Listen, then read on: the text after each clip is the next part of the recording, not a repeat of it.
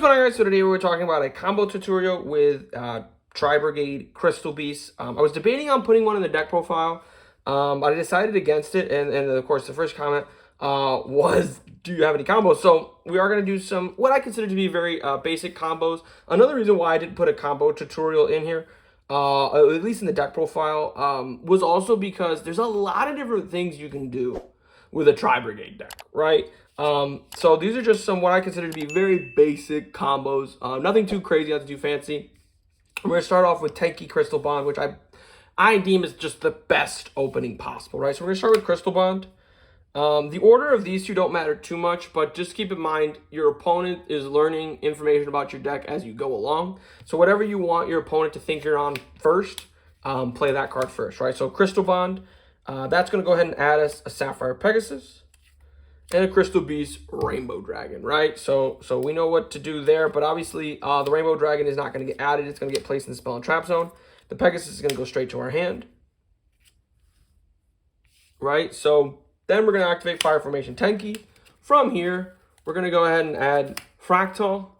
On resolution, we're just going to immediately do our Fractal for Kit, which is going to send down the Nerval, which is going to add the Kuraz, right? So our graveyard is ready and rocked to do our cool little combos. But first, we're going to activate Crystal Beast Rainbow Dragon's effect to banish itself and summon out a Sapphire Pegasus. By the way, this is in the grave. What's cool about Pegasus, Pegasus effect's not a hard once per turn, so it is going to activate. Do keep in mind, you are going to want to resolve the Rainbow Dragon. I almost forgot to add the Rainbow Dragon, right? That's actually a very, very important thing. Don't forget to do that. But what's cool is if your opponent's paying attention, you won't be allowed to forget it because it's actually mandatory to add a Rainbow Dragon, which is why we're running it at 1. But from here, we're going to go ahead and special summon out the Kuraz by discarding the extra Pegasus in hand. And from here, we have a few different things that we can do. What I am going to do here, I'm going to banish the Pegasus and the Nerval. Doesn't really matter too much what you banish, but I'll just banish the Pegasus and the Nerval to special summon out the Baron. Now, depending on what's in your hand, you may want to go into like a Rampant Rampager, discard 2 to summon back out the Nerval. But because we are only working with 2 cards, a Rainbow Dragon's in hand, we cannot do that. We are going to go ahead and use these 2, Kuraz Pegasus, to make the Rampant Rampager, right? So we're in a really fantastic spot here. We're going to use these 2 to bring out, you already know, Apollousa, right? And so now I like to chain block with Rampant Rampager and Baron Blossom, right? So I like to go Rampant Rampager 1, Baron Blossom Chain Link 2. Baron's going to draw us a card. Doesn't matter. I mean, if it's like an Imperm, you know, maybe you do something else with it. But let's just say it's a generic card. We put it right back down at the bottom. Rampant Rampager is going to go ahead and give us a Tri-Brigade Revolt. And then we're going to actually use the Ultimate Dragon that we added off the Rainbow Dragon, or the Ultimate Rainbow Dragon, and put that at the bottom of the deck, right? So then we're going to set the Revolt, right? So with just 2 cards, we ended on 4. But not only that, we have 2 negates with the Apollousa and a Tri-Brigade Revolt, which, by the way, is not just going to get the Shurik pop, but it's also going to get us another Foolish with our kit and another Search off Nerval. So this is a huge plus here, just off of 2 very basic cards. What's also really cool, too, about all of that is Apollousa is actually the 5th summon.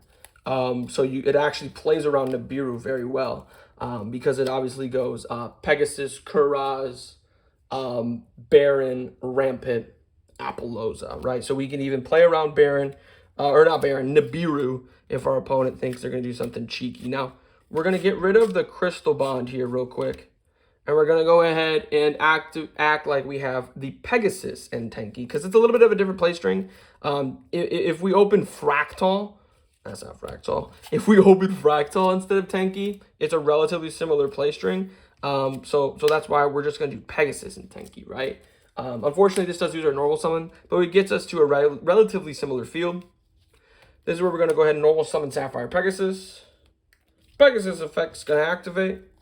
It's going to go ahead and place a Crystal Beast Rainbow Dragon directly from our deck to our field. We're going to banish this, summon out another Pegasus. As I mentioned previously, Pegasus is not a hard once per turn. And then this is going to go ahead and activate or place another Sapphire Pegasus directly from our deck to our field. Now we're going to activate Fire Formation Tenki. From here, we're going to do Fractal. Fractal is going to send down Kit. Kit's going to activate, sending down the Nerval. Right? And Nerval can actually add a few different things. For this video, we're just going to add Kuraz. But we're not actually bringing Kuraz out with Kuraz's ability. We're actually going to use these two to make the old Baron again. And then we're actually going to summon out the Kuraz like that. Now, I did this on purpose because you may have noticed that something is wrong here, right? And if you notice what was wrong, good on you, because that's a very keen eye. This is actually a very important thing. I think a lot of people take it for granted sometimes. I know I did when playtesting, so I just wanted to put it in the combo tutorial. Baron Blossom only points to the left and down left, right? So that means that if Baron Blossom's in this extra deck monster zone, that this is the only space I can summon a Link monster to, which means per Baron's effect, we have to summon this card to literally anywhere else, and we'll be all right. Now, Kuraz is going to activate, banishing the two Pegasi, I'm not sure, to summon out the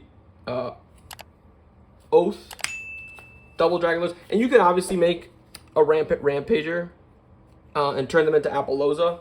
I'm just being, a little different. Like I said, just showing the different play strings you can do here, right? Especially depending on your matchup, a bounce might be just better, right, than monster effect negations, right? But we are still going to use these two to make IP Masquerena, right? And then obviously you should have added this Rainbow Dragon off of the Crystal Beast Rainbow Dragon, right? Sometimes like I said, I still forget to do it, right? But really the reason why I'm bringing it up now is in case we do draw a impermanence or an infinite impermanence, we could put the Rainbow Dragon back for it. But like I said, this is mandatory. You have to add the Rainbow Dragon after it, right? So then, obviously you'd like to activate Oath first to send it, and then you can use these two during your opponent's main phase to summon out Apollousa. So essentially what we got is just a very similar field. We could have gotten an Apollousa with 3, and a Tri-Brigade Revolt instead of this field. But this is just a different field that I wanted to show you guys, just to show you the flexibility, really, of Tri-Brigade. The final one I'm going to show you, I feel like, is just, we'll call it Mana from Heaven. I saw that was in the OJ documentary.